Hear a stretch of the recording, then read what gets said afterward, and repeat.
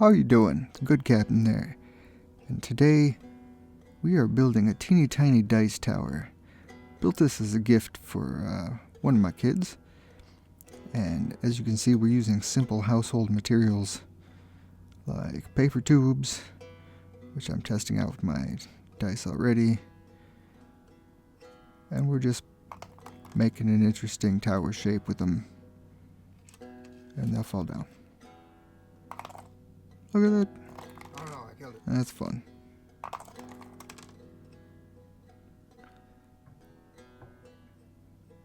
And some slow-mo for you. There you go. Slow-mo D20, that's what everybody needs. So now I am making a base for everything, and I'm embedding some heavy-duty washers in the base there for weight, because we don't want that scooting around the table or anything.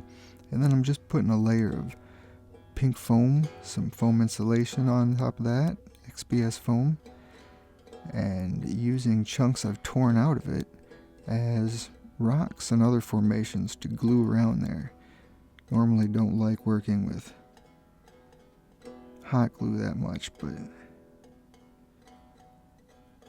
it does work nice and quick.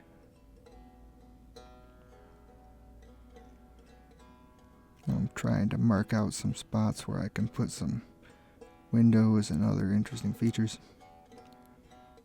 because I am now adding all these teeny tiny bricks all around it. Thankfully these I'd had made from a previous batch,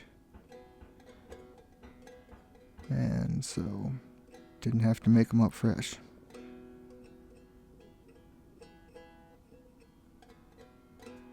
And this is a disc we are using for the roof. See, cut the wedge out of there, made a roof out of it.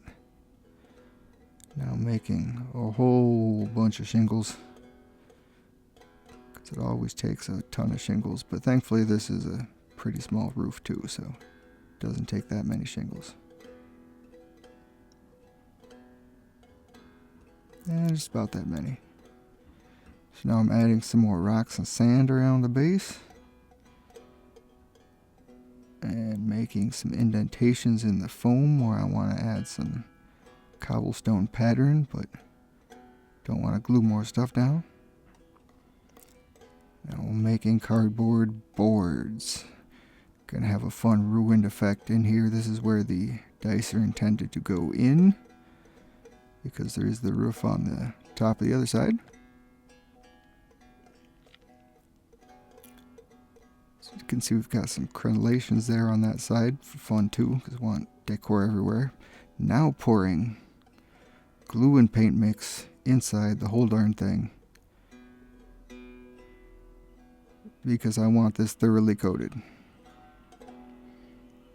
Making a big old mess, but now we're coating the outside with it, because we want the outside heavy duty too. Don't want this thing getting too beat up during games. I know my kid, she might do so. But there it is, all black. And now I am gluing a little cylinder in there that's going to allow that to kind of snap in. I'm putting some plaster all over. I'm doing this before painting in this case, just because I felt like it. Everything's an experiment. And now I'm starting to coat everything again. Kind of forgot I did that, honestly, but there we go. So now I have added soft flocking to the bottom of where the dice are going to fall out, because I wanted that to have a little bit of cushioning there.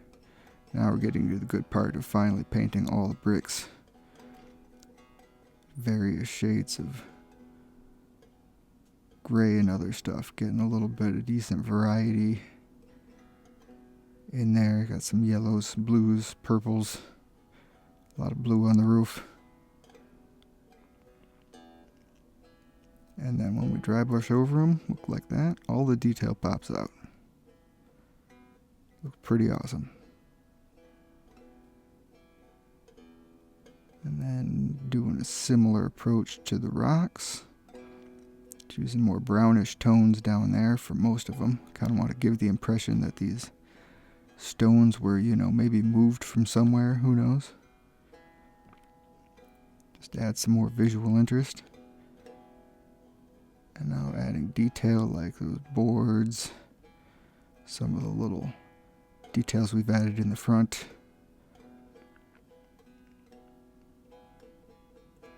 Got our ruined cobblestones going down to what's going to be our riverbed down there. Adding a wash to the roof because it couldn't resist adding some extra contrast, which I think looks pretty awesome.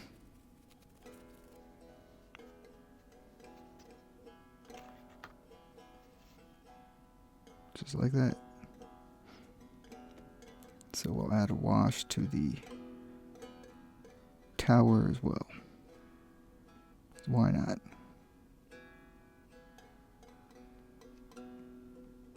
Hadn't really intended to be applying washes after that soft flocking, but again, everything's an experiment. Well, some further dry brushing, bring out details once again. You may have heard me say it before, art is just adding things back and forth over and over again until it looks as cool as you want it to. Now I'm making some flocking paste to add around there. See, put some on the shingles already, all around the rocks down there. Sure, I'm going to get some into the tower stones.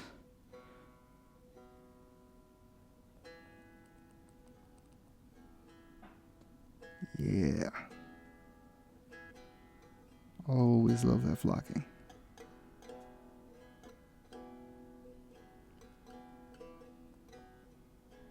And thus far, I think it's looking pretty good. I'm cutting out some plastic, which I'm going to be using as, or not plastic, I'm sorry, I just use parchment on this one.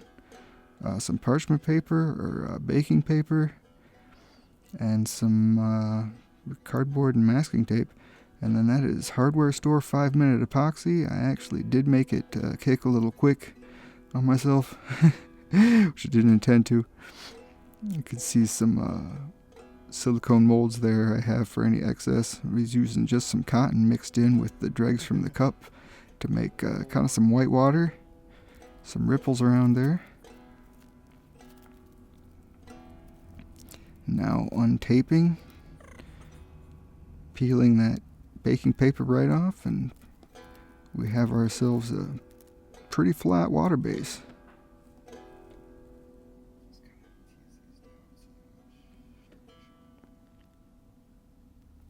It's a little spikier in spots than I intended it to be, but oh well.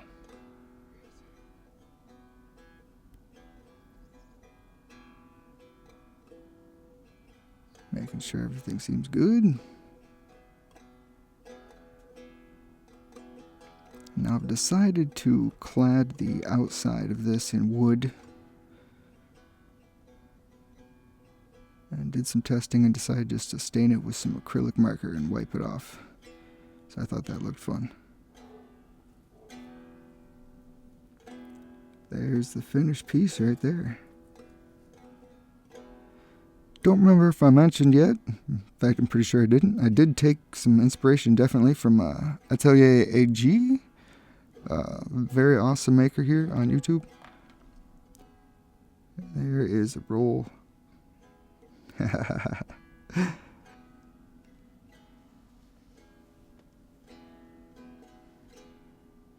Thanks for watching.